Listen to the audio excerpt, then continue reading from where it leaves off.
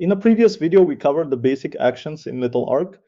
In this one, we will go through 4 factions and how they differ asymmetrically from the basic play. Each faction has its own way to play the game, and each has its unique abilities. On the table, you can see setup for 4 people. We have the Daruni here, we have the Gimli, the Payak, and Hara over there. We'll start first with the Daruni. They are an energy-based life form with a symbiotic consciousness. The Daruni understand energy as they are energy themselves.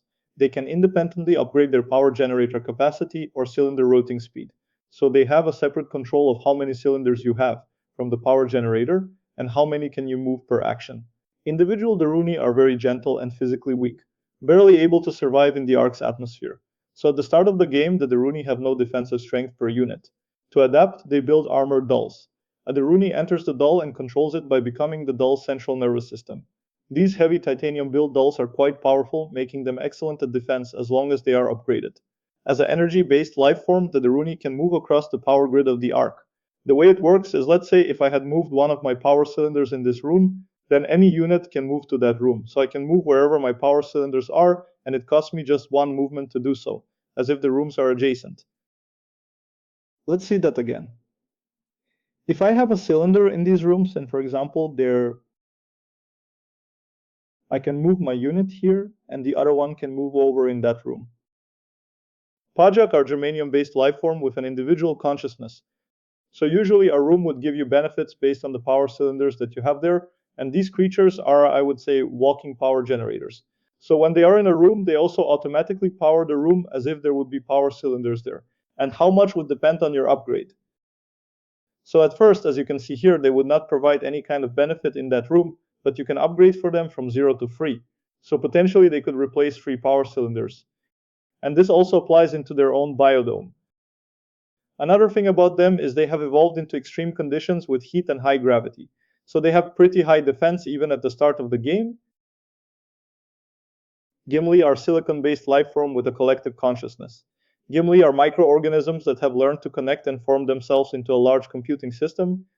To move more efficiently, they use robotic bodies as carriers of the microorganismic swarms. As synthetic, they're not actually awoken from their cryosleep, but actually they're built. You get more Gimli units through taking the engineering action, which means it is little slower to build up their numbers. They are not really very good at fighting, but they are the most scientifically advanced faction. First, they can actually make it harder for their rivals to replace one of their cubes that they integrate, by forcing them to spend more resources upon a cube removal.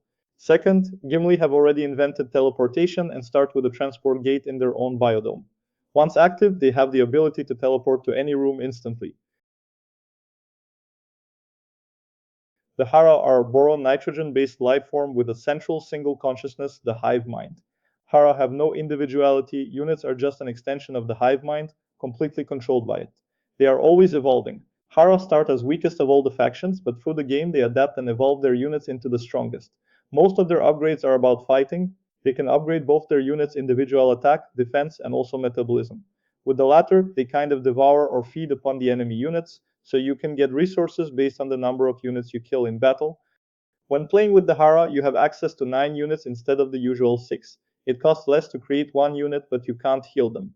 Other factions have a way of healing wounded units, but the Hara just hatch new ones. And their movement actually depicted over here depends on their number. So if you have 9 units basically hatched, then you can move 9 across the rooms. This ability is called strength in numbers. Thematically, when their numbers increase, Hara become more confident and venture further. So that was the short intro for these 4 factions. The game will come with 8 factions and we'll talk about the others in a future video.